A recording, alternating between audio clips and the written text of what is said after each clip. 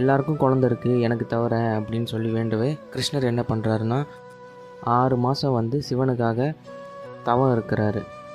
6 மாதம் தவத்துக்கு அப்புறம் சிவபெருமான் கிருஷ்ணருக்கு காட்சி அளிக்கிறாரு. அந்த டைமில் வந்து சிவபெருமான் அர்த்தநாதீஸ்வரராக காட்சி அளிக்கிறாரு, சிவனும் பார்வதியும் சேர்ந்த மாதிரி. அப்போது சிவபெருமான் கிருஷ்ணருக்கு ஒரு வரம் கொடுக்குறாரு. கிருஷ்ணர் சிவபெருமான் கிட்ட கேட்ட வரம் என்னன்னா, நீங்களே எனக்கு பிறக்கணும், உங்களோட அவதாரமாக அவன் இருக்கணும், அது மட்டும் இல்லாமல் யாதவ குலத்தோட அழிவிற்கு அவன் தான் முக்கிய பங்காக இருக்கணும் அப்படின்னு வரம் கேட்குறாரு சிவபெருமான் கிட்ட. சிவபெருமானும் அப்படியே ஆகட்டும்னு வரம் கொடுத்துட்றாரு. குழந்தை பிறந்ததுக்கப்புறம் சம்பான்னு பேர் வைக்கிறாங்க. ஏன்னா சிவனோட அவதாரன்றதுனால சம்பான்னு பேர் வைக்கிறாங்க. சம்பாவோட தோற்றம் எப்படி இருக்குன்னா, லிட்டரலாக கிருஷ்ணர் மாதிரியே இருக்கும். சம்பா கொஞ்சம் கொஞ்சமாக வளர ஆரம்பிக்கிறாரு, சேட்டைகளும் அதிகமாக செய்ய ஆரம்பிக்கிறாரு. சம்பா ஒரு வயதுக்கு மேலே வந்ததுக்கப்புறம் கிருஷ்ணர் பாண்டவர்கள்கிட்ட இந்திரபிரஸ்தத்துக்கு